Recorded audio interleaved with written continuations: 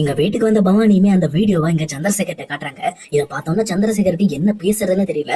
அப்படியே ஸ்டன் ஆகி போய் நின்னுட்டு இருக்காரு. அதே நேரம் இந்த பக்கம் ஜெயாவுமே அந்த வீடியோவை பார்த்துட்டு நம்ம மாப்பிள்ளையா இது அப்படின்ற மாதிரி அப்படியே எல்லாருமே ஃபுல் ஷாக் ஆயிட்டு இருக்காங்க.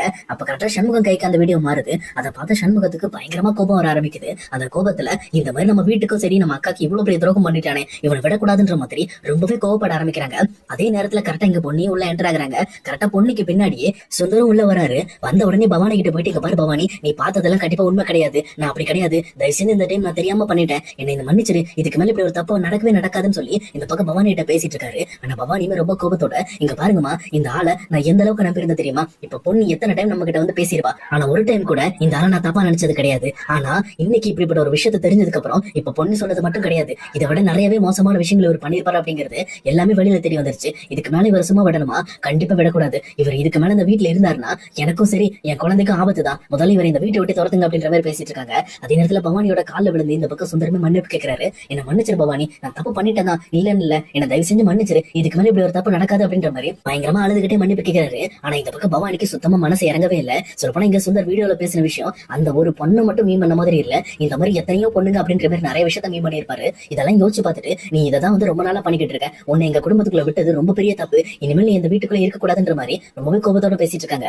அதே நேரம் இதை பார்த்துட்டு இருக்க சக்தி ரொம்பவே கோவப்பட்டு, ஏண்டா இந்த மாதிரி எங்க அக்காவை ஏமாத்துறது மட்டும் இல்லாம எத்தனை பொண்ணுகளோட வாழ்க்கையை அழிச்சிருப்பேன், உன்னால நீ சொன்ன பொய்யெல்லாம் நம்பி நாங்க பொண்ணையும் கஷ்டப்படுத்தி இந்த மாதிரி பொண்ணு எந்த அளவுக்கு வருத்தப்பட்டிருப்பா தெரியுமாடா, என் வாழ்க்கை கூட நிம்மதியா இருக்க விடல, என்னையும் பொண்ணையும் பிரிக்கிறதுக்கு நீ என்னெல்லாம் பிளான் பண்ணிக்கிட்டு இருந்த, அப்ப கூட இந்த மாதிரி வீட்டுல இருந்து பணத்தை ஏமாத்துற அப்படிங்கிற விஷயத்த கண்டுபிடிச்சு உண்மையை சொல்ல வந்தா கூட உன் மேல அவ்வளவு நம்பிக்கை வச்சிருந்தாங்க எங்க வீட்டுல இருக்க எல்லாருமே. ஆனா அத்தனை பேரோட நம்பிக்கையை உடைச்சு எங்க எல்லாருக்குமே நீ துரோகம் பண்ணிட்டல, இதுக்கு மேல இந்த வீட்டுல இருக்க கூடாது அப்படின்ற மாதிரி சொல்லிட்டு இருக்காங்க. இந்த மாதிரி இவங்க எல்லாம் ரொம்ப ஆக்ரோஷமா பேசிட்டு இருக்கும் போது கரெக்டாங்க அங்க உஷா வராங்க. உஷா வந்தவொடனே இந்த பக்கம் சுந்தரோட நிலைமையை பார்த்துட்டு, என்னது என்னாச்சு, எதுக்காக எல்லாரும் சுந்தர் இப்படி திட்டிட்டு இருக்கீங்க, அவர் என்னதான் பண்ணாரு அப்படின்ற மாதிரி கேட்டுட்டு இருக்காங்க. ஆனா அதே நேரத்துல இந்த பக்கம் வந்து எல்லாருமே அழுதுட்டு இருக்கிறத பார்த்துட்டு சண்முகம் இருந்துட்டு அந்த வீடியோவை டேரக்டா இந்த பக்கம் உஷா கிட்ட காட்டுறாங்க. அதை பார்த்து உஷாவுமே பயங்கரமா ஷாக் ஆயிட்டு இந்த பக்கம் அவங்களுமே ஸ்டன் ஆகி போய் நிக்கிறாங்க.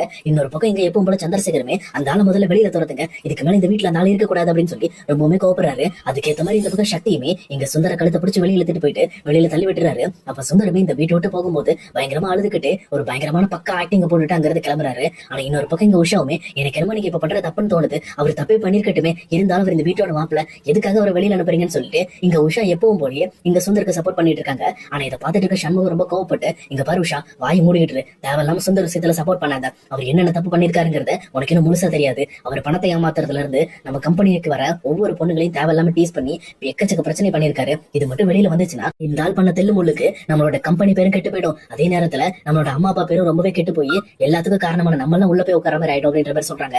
இதுக்கப்புறம் இந்த பக்கம் உஷாக்கு பேசுறதுக்கு வார்த்தையே இல்ல. எனக்கு கண்டிப்பா சுந்தருக்கு ஏதாவது ஹெல்ப் பண்ணணும்னா நம்ம இனிமேல் வந்து மறைமுகமா தான் பண்ணணும் அப்படிங்கறத புரிஞ்சுக்கிறாங்க. அதே நேரம் பொண்ணியுமே இது எல்லாத்தையுமே பார்த்துட்டு ரொம்பவே ஸ்டன் ஆகி போயிட்டு அவங்களுமே ஓரமா எடுக்கிறாங்க. அப்ப கரெக்டா பவானியுமே பொண்ணு கிட்ட போயிட்டு, என்ன மன்னிச்சிரு பொண்ணி, நான் உன்னை ரொம்பவே கஷ்டப்படுத்திட்டேன், உன் பேச்சு கேட்டு மட்டும் நான் இந்த விஷயத்த பண்ணாம இருந்ததுன்னா என் லைஃப் ஃபுல்லா நான் ஒரு முட்டாளா ஏமாந்துகிட்டே இருந்திருப்பேன், உன்னாலதான் இந்த விஷயம் எனக்கு வெளியில தெரிய வந்துச்சுன்னு சொல்லி இந்த பக்கம் பொண்ணி ஹக் பண்ணி அழுதுட்டு இருக்காங்க.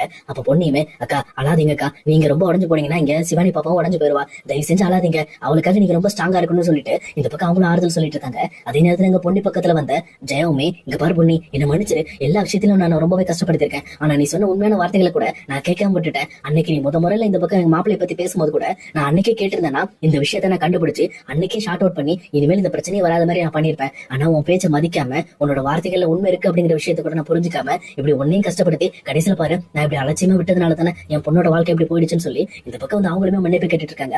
அப்ப இன்னொரு பக்கம் பொண்ணுமே, இங்க பாருங்க நீங்க எனக்கு மன்னிப்பு கேட்கலாம் வேண்டாம், நீங்க புரிஞ்சுக்கிட்டீங்கல்ல, அது போதும் விடுங்க, இதுக்கு மேல உங்க பொண்ணோட லைஃப் நீங்க ரொம்ப கவனமா பாத்துக்கணும், தயவு செஞ்சு நீங்க எல்லாம் உடஞ்சு போவாதீங்க, பெரியவங்க நீங்களே உடஞ்சு போயிட்டீங்கன்னா அப்ப இவங்க எல்லாம் எப்படி இருப்பாங்க சொல்லுங்க, கொஞ்சம் அமைதியா இருந்து எல்லாமே பொறுமை பேசிக்கலாம், நீங்க முதல்ல அமைதியா இருங்க அப்படின்ற மாதிரி இந்த பொண்ணுமே எல்லாரையும் சமாதானப்படுத்துற மாதிரி பேசிக்கிட்டு இருக்காங்க. அதே நேரத்துல சக்தி கிட்டேயுமே, சக்தி நீங்க வந்து டென்ஷன் ஆகாதீங்க, முதல்ல ஃப்ரீயா உட்காருங்கன்னு சொல்லிட்டு எல்லாரையும் உட்கார வச்சுட்டு இந்த பக்கம் பொண்ணி அவங்க எல்லாருக்குமே ஒரு காஃபி போட்டு எடுத்துட்டு வந்து கொடுத்துட்டு இருக்காங்க. முதல்ல எல்லாம் ரிலாக்ஸ்ட் ஆகுங்க, யாருமே இன்னும் சாப்பிடவே இல்லை அப்படின்னு சொல்லிட்டு இங்க அவங்களுக்காக சமைக்க ஆரம்பிக்கிறாங்க.